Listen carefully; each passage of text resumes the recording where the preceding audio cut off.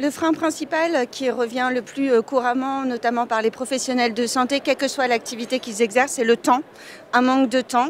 Le deuxième frein, c'est la perte d'énergie. Je sors du boulot, j'ai fait une nuit, j'étais de matin, je suis lessivée, j'en peux plus, j'ai plus l'énergie suffisante pour aller marcher 30 minutes.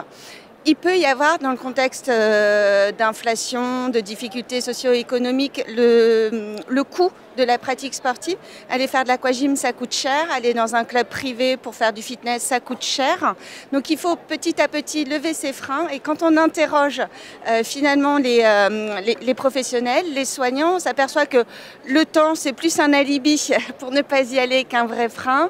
Que financièrement, être actif physiquement, ça coûte pas grand-chose si ce n'est s'acheter une paire de baskets.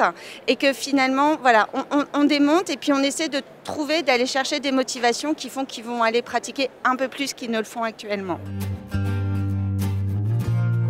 Alors, elle permet déjà de dresser un profil d'inactive ou de sédentaire, de savoir quelles sont les préférences de pratique. On ne va pas envoyer faire de l'aquagym à quelqu'un qui ne supporte pas de se mettre en maillot de bain, de savoir les temps dans la journée où ils sont prêts à être actifs un peu plus physiquement et de construire un vrai plan d'entraînement sur mesure, bien choisi, bien dosé et un plan d'entraînement qui soit progressif dans le temps. Donc un petit objectif au démarrage et puis on va augmenter progressivement, mettre des petits succès tout au long du chemin pour améliorer leurs conditions physique au global. L'activité physique, un des freins, c'est surtout la motivation. C'est-à-dire on est très motivé au début, on en fait beaucoup, voire beaucoup trop. Et puis au bout d'un mois, 2 mois, avec les premiers frimas de l'hiver, une petite pluie, etc., les baskets, elles restent dans le sac de sport.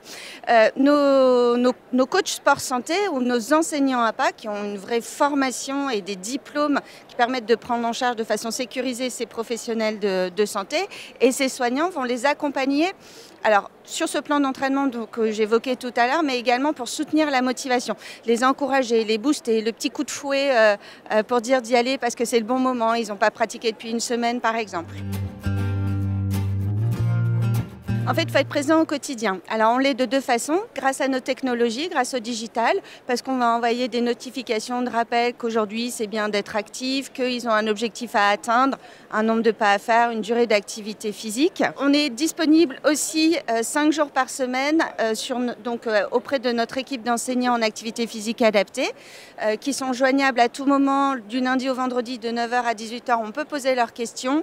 Voilà, je n'ai pas envie d'aller courir, je me suis fait mal au genou. Par quoi d'autre je peux compenser pour faire ma petite séance d'activité physique.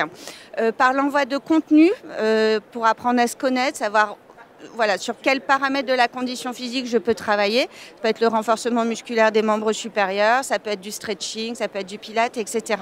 Et en fait, c'est cet écosystème complet, à la fois digital et humain, au quotidien, vraiment au quotidien. Le digital, c'est H24. Nos coachs, c'est 5 jours par semaine, qui permet voilà, de les emmener sur le bon chemin de l'activité physique.